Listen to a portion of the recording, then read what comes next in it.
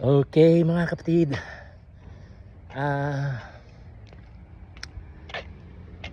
matindi ang mga pangyayari.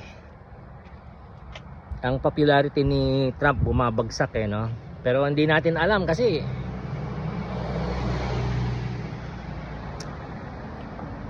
may sasabihin ko na lang yung nasa nasa isip ko. Sira ulo sila. May topak talagang kasi makapangyarihan sila so ang feeling nila magagawa nila lahat. Hindi sila takot. So kasi sila ang nag control sa lahat. O tignan niyo yung Hamas saka Israel. Sinong nag-solve? O edi si Trump. Kaya lang nga may hawak kay Trump, I think si Netanyahu at saka si Putin. Si Putin wala. Hindi niya rinirespeto si Trump talaga. Walang ceasefire sa Ukraine. So walang power si Trump doon kay Putin. Si Putin ang may power kay Trump. China nakakaya pa ni Trump. Malamang talaga may hawak na video or something si Putin at saka si Netanyahu. Buti na lang si Netanyahu at saka si Putin magkaaway. So mabuti ang Diyos. Kawawa mga bata, mga kapatid. Mga puting bata talaga na magaganda. Magaganda naman lahat ng bata, any color, every color, magaganda silang lahat, diba? So ito mga bata, pero pinapain talaga nila. Oh my God, talagang karumal-dumal mga kapatid. And yan yung nila, hold nila, and we don't know a lot, pero definitely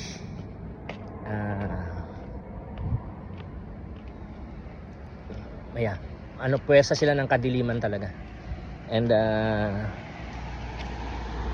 thankfully hindi naman sila ang majority ng mga Amerikano. Sila maski nga sa mga puti, hindi naman sila majority ng mga puti. Pero yun nga, yung mga kapatid, yung mga kapatid natin na mga puti na mga Kristiyano, mga evangelical na mga Kristiyano, meron silang ganun. Meron silang Christian nationalism. So hindi talaga sila hindi sila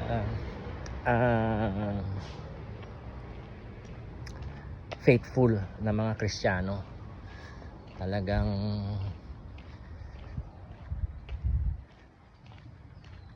yung twisted talaga yung yung natutunan nila. Kasi kasalanan nga ng mga pastor at mga elder. Siyempre sila ang sila ang leader sila ang shepherds Kung saan pupunta yung shepherd, susunod yung sheep, di ba? Sila yung mga nag-aaral. Kaya yung mga mga doktrina nila, kagaya ng dispensationalism, kailangan na nating tignan talagang dispensationalism kung tool of panlulupig at paniniil siya. Ginamit ba siyang sandata? Inimbento siya upang gamiting sandata sa panlulupig at paniniil. Basically, hindi tayo mag-rise up, di ba? Tapos yung gifts of the spirit, yung cessationism, parang ginamit din siya na tool of panlulupig at paniniil, weaponized. So weaponize nila ang Kristyanismo mga kapatid. Hindi lang Romano Katoliko, sila din mga puti. Church of England, Episcopalian Church, Lutheran Church, Methodist Church, Baptist Church, oh my goodness, non-denominationals, si Dutch Sheets, yung New Apostolic Reformation, Na dating nandun ako dati sa New Apostolic Reformation. Gusto ko si Peter Wagner. Maraming marami namang mapupulot na maganda sa kanila. Pero yun nga, kaya pala walang revival. Dahil may matinding impurity. So ngayon, tayo sa Pilipinas, kailangan nating mag-aral ng Biblia. Kaya kinausap ko yung mga kapatid natin, mga Bisaya. Kailangan mag-aral ng Biblia. And sabi ko sa kanila, may malaking posibilidad na ma-under ng China ang Pilipinas someday. Sana wag mangyari. Yun nga ang pinagpipray natin, pinagpa-fasting natin na wag mangyari. So, fasting and prayer mga kapatid. And then, kasama na lahat. Mga Mindanao noon, Bisaya, at saka mga Luzon yan. Luzon, taga Luzon. Sama-sama tayo bilang isang bansang Pilipino. Magpuasa, meaning mag-fasting tayo, mag-ayuno tayo, manalangin tayo na hindi never na masasakop ng China o anumang banyagang bansa ang Pilipinas, kundi by the grace of God mananatiling malaya ang Pilipinas at mananatiling lingkod ng Diyos ang Pilipinas. Tayo ay magiging bansa na nag-aaral ng Bible at seryoso. So bumubuelo lang ako kasi na-discourage ako, napagod ako. Nag-dental surgery kasi matagal nang wala akong molars eh. Merong dito eskwelahan ng mga orthodontics. So orthodontic. So nag-apply ako and isa ako sa mga nakuha nila. So ngayon murang-mura. Pero yun nga, lumanas ako ng sakit. Masakit na masakit.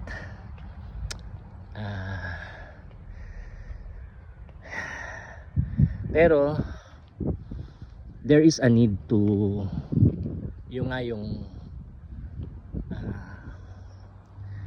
ensure na matibay, matindi ang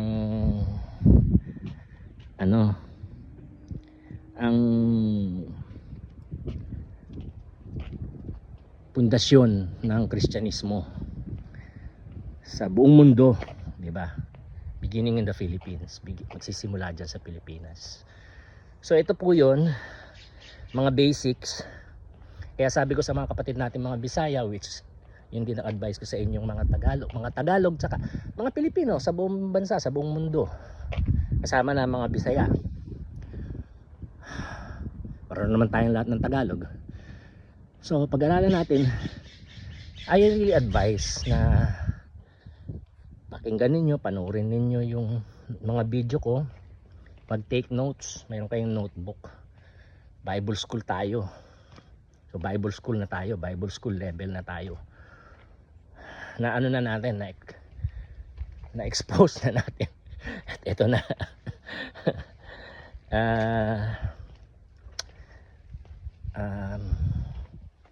Yeah.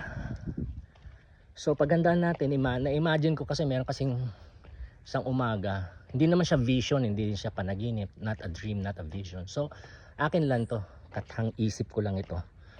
So hindi ito galing sa Panginoon, pero nagagamit ng Panginoon kasi na-realize ko na napakalaki nga ng posibilidad na someday, sana hindi pa, sana never mangyari, pero may malaking posibilidad na masakop ng China ang Pilipinas. So pwede namang ma-reverse yun, di ba? Kung yun nga ang nakatakdang mangyari, pwede namang ma-reverse yun, di ba? So ang Diyos lang ang nakakaalam ano talaga yung nakatakda ng mangyari according to God's eternal decree. Wala tayong magagawa ron. Pero hindi naman natin alam yon. And sabi naman ng Panginoon, ang plano niya is not to harm us, but to prosper us, to bless us, to give us a hope and a future. So, yun nga, pwede naman natin i-reverse by prayer and fasting and dedicating the Philippines as a land for the gospel. A land, lupa na mag-aano sa ebanghelyo, papalaganap,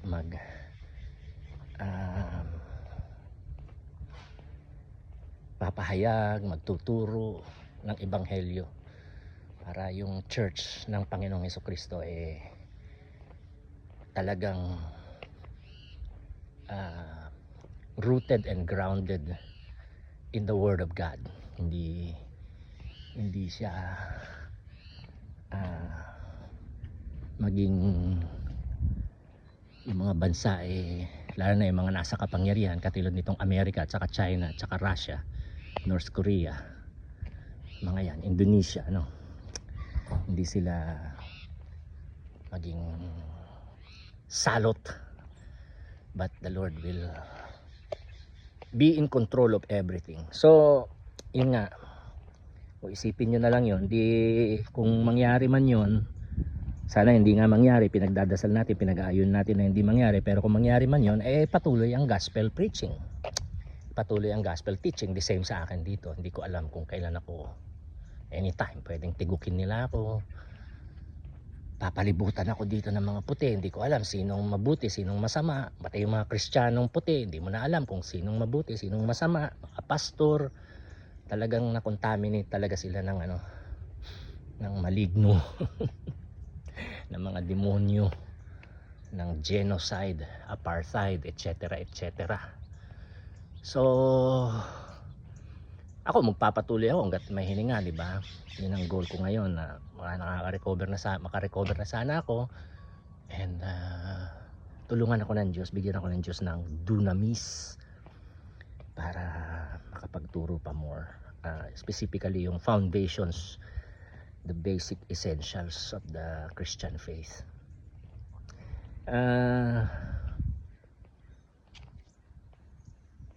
So sabi ko sa mga kapatid namin Bisaya, this is the time to prepare.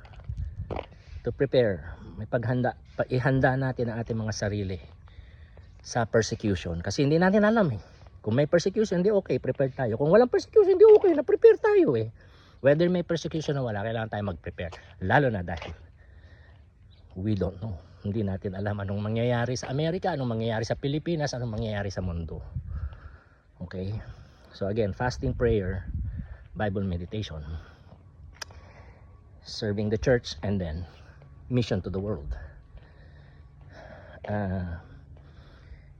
Yung mga video ko, I suggest na pag-aralan ninyo, and encourage din ninyo ako by liking, subscribing, commenting, di ba? Kailangan ko rin yan So tulungan nyo ako kasi nakaka-discourage talaga.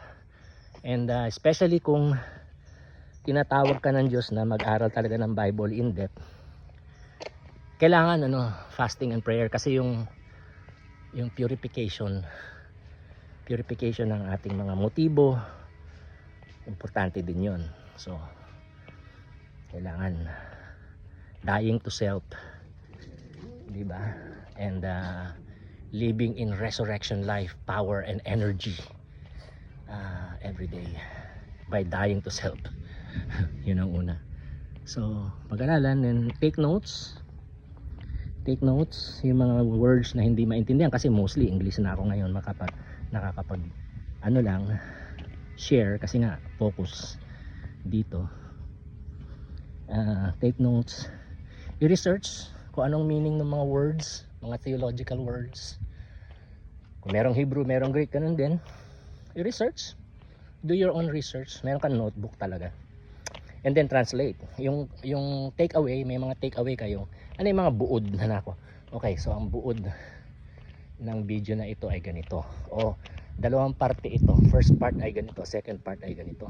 Yung first part, ito ang take away, yung second part, ito ang take away. Yung take away, yun yung nabitbit mo pagkatapos mo makinig, manood, nabitbit mo yun na gets mo. So write that down in English or in Filipino or both. Diba? Kung Bisaya ka, di i-translate mo rin siya sa Bisaya. Kung Ilocano ka, translate mo rin siya sa Ilocano. Kasi kailangan maintindihan mo siya with your heart language. Saka, yun ang isi-share mo sa iba. And then share. The more you share, sa mga kapatid na yung Bisaya, hindi ko to na-share. Pero the more you share, the more you learn. Pag hindi ka nag-share, pag hindi ka nagdi-disciple, you don't learn. Hindi ka na nag-grow. So, kailangan mag-share ka. Yung mga nag-share, yung mga active sa ministry, active sa church, active sa pag-share sa mga non-believer, yun yung mga nag-grow talaga. So we need those kinds of people. Okay. Tapos, let's connect. Message nyo ako. Huwag namang libo-libo. Diba? Ask the Lord. Diba? Seryoso ka ba talaga? Mag-aaral ka ng Hebrew at Greek. Diba? Yun lang, yung gusto mag-aral ng Hebrew at Greek. And self-study ito. So, gag-guide ko lang kayo.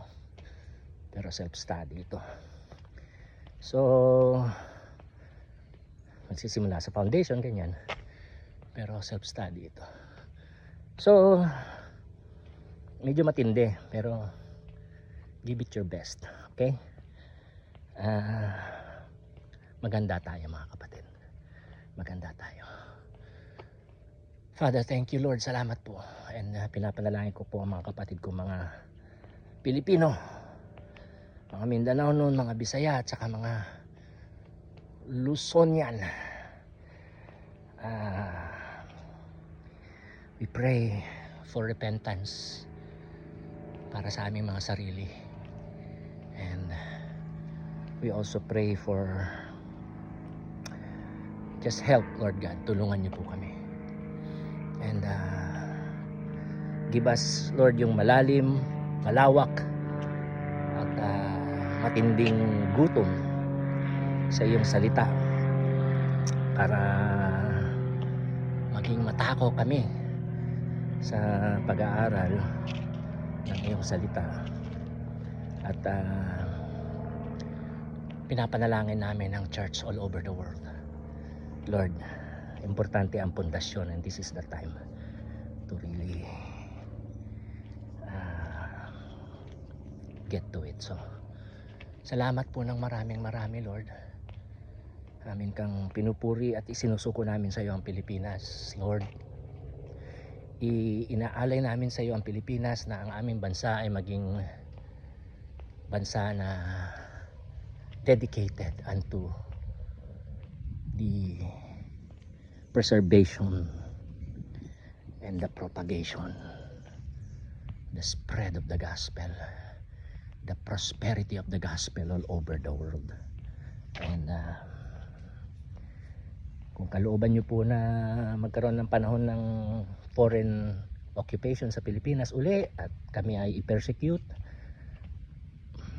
your will be done. Not our will, but your will be done. Pero Lord, kung maaari, give us more times of peace para kami makapag-aral, para may lagay namin sa maayos ang pundasyon, doktrinal na pundasyon ng Pilipinas, ng church sa Pilipinas at sa buong mundo. Salamat po. Puspusin mo po ang mga kapatid ko, Pilipino all over the world, ng iyong espiritu at ng iyong kapangyarihan, ng iyong grasya. In Jesus name. In Jesus name. And dito sa Amerika, pinapanalangin namin ng mga puti, mga kapatid namin Kristiyano na puti, they will be able to discern. And then Lord, yung mga talagang sincero at repentant na mga Kristiyano, let them arise, Lord God, and let them be our partners together, and we will work together. We will work together. We will serve the Lord together. Salamat po. We give you praise, we give you glory, we give you honor. In Jesus' name, amen and amen.